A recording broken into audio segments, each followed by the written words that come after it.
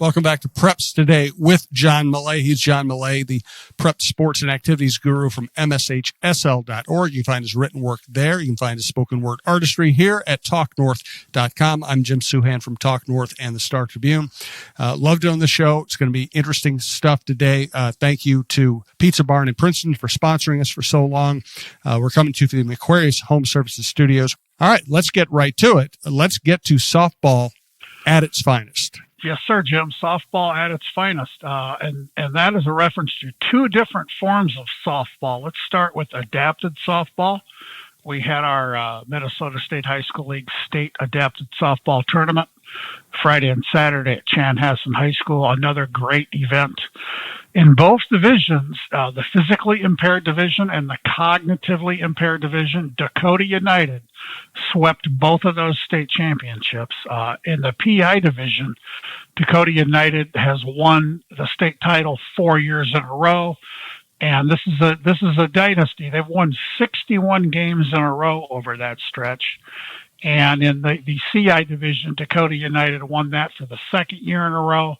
Congrats to all the teams that competed at the Adapted Softball State Tournament.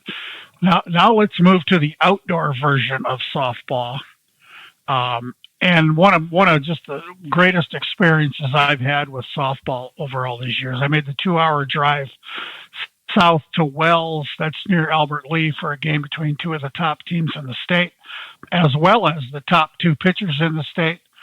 The visiting team was Randolph. They're the defending state champ in Class 2A softball, ranked number 1 in 2A. The home team was United South Central. That's the school in Wells, ranked number 1 in 1A. Both teams came in unbeaten. And these pitchers, holy cow, is it fun to watch these kids.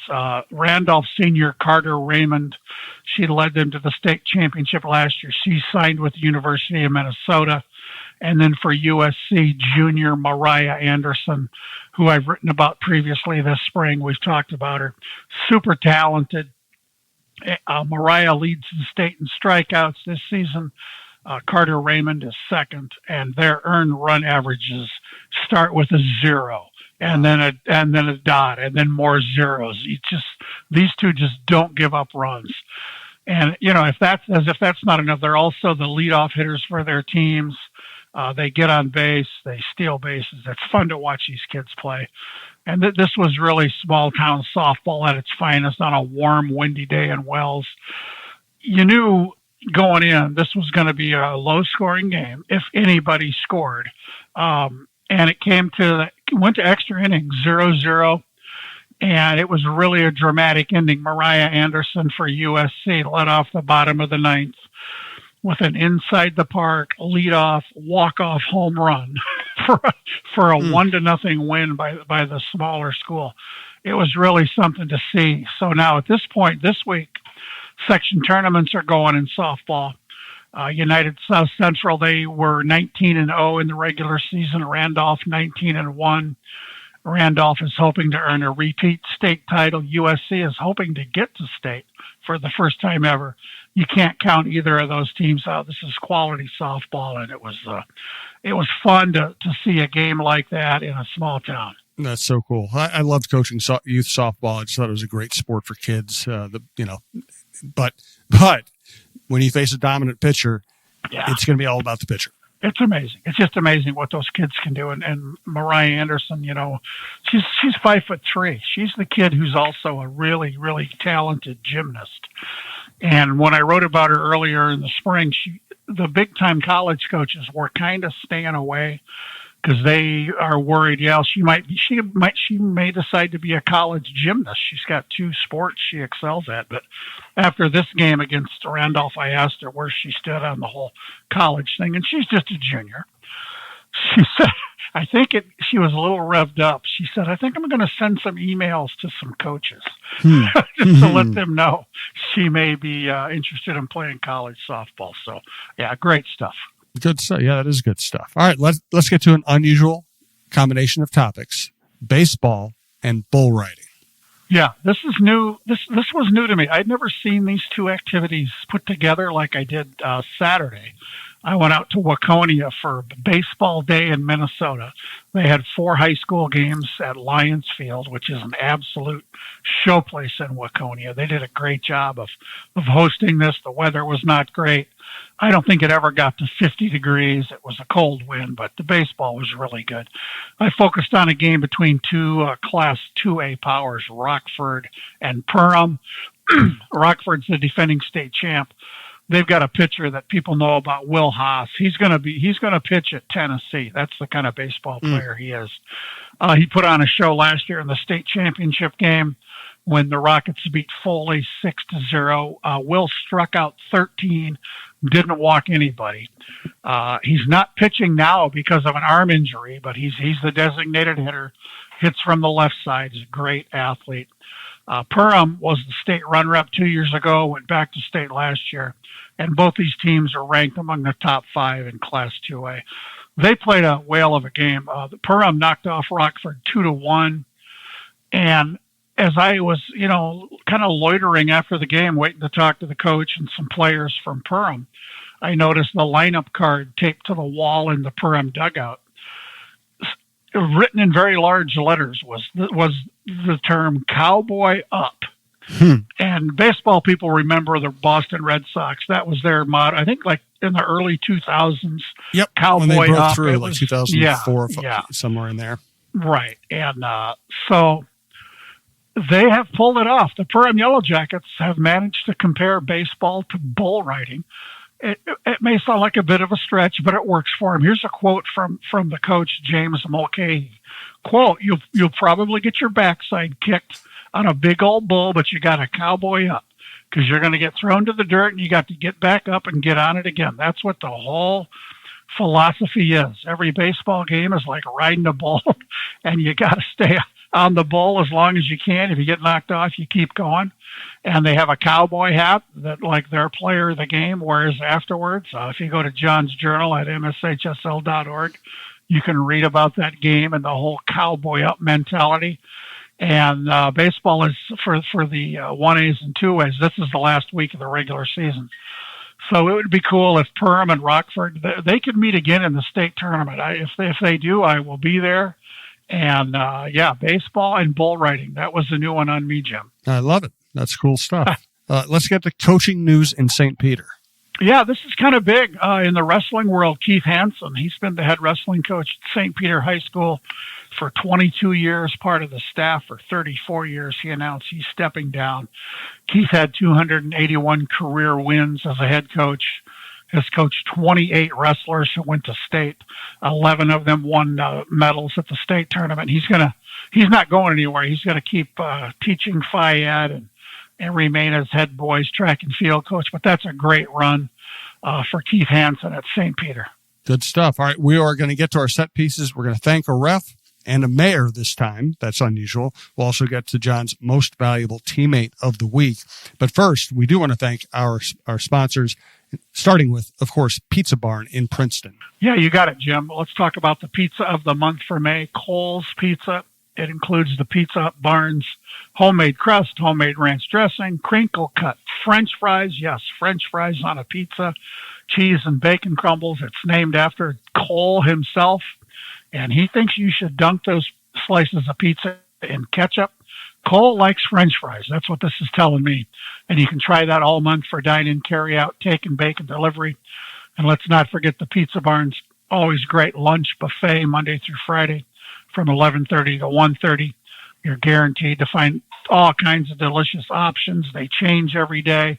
Get in there and enjoy the buffet. And thanks again to our great friend, Jody Stay and her crew at the Pizza Barn in downtown Princeton. Yes, thanks very much, Jody. We always appreciate it. We've been appreciating it for many years. We do highly recommend the food.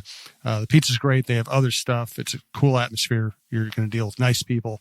I highly recommend it. Thanks also to Aquarius Home Services for the studio. And now let's get to the set pieces. Let us thank a ref. Yeah, we're going to thank a ref. We're also going to thank a mayor, and that's the same person. This is like baseball and bull riding, referee, officials and mayors. And I know a whole bunch of high school officials all over the state. Those relationships with all those selfless people are really important to me. And as I said, I'd never been to a baseball game in Waconia until Saturday, and I was lucky enough to see one of those officials who's a friend of mine. Tim Litson is a longtime MSHSL official in multiple sports. He's also the mayor of Waconia. He's also the PA guy for baseball at Lions Field. I've watched him work football, basketball, baseball games. He's talented in many ways. One of the most memorable stories I ever did. Tim is a longtime Whitecap, the referee on a football crew. Years ago, I called him with a question. I knew that at that point, more and more football officiating crews were connected. They're wearing microphones and earpieces, and I knew his crew did that. So I called him out of the blue with a question one day during the football season. I said, do you have an extra set of that communications gear? It's basically a little walkie-talkie on your hip and a microphone and an earpiece. Because my idea was I would like to sit in the press box and listen in on the officials during a game. And he immediately said, absolutely, we'd love to have you do it. So it was a game between Edina and St. Michael, Albertville at St. Michael. I sat in the press box. It was unlike anything I've ever done as a sports reporter, Jim. I was not paying any attention to the football game. I was listening to the officials and typing what was going on, and turned into a really interesting column. And I appreciate Tim, long before that and long since, but people like that who just do so many different things. When you talk about being a multi-sport official, the mayor of your town, you're the PA guy at the baseball games. We want to thank all of those officials, all the judges. And I want to recognize another friend of mine who's stepping away from umpiring after a magnificent dual career, Rich Decker. He's a Hall of Fame basketball coach.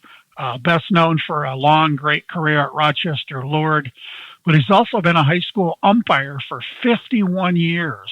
He worked his final regular season softball game last week and has certainly earned an enjoyable retirement. So congrats to Rich Decker of Rochester, another great selfless person who's done just tons of wonderful things for mostly for kids over the years. That's great.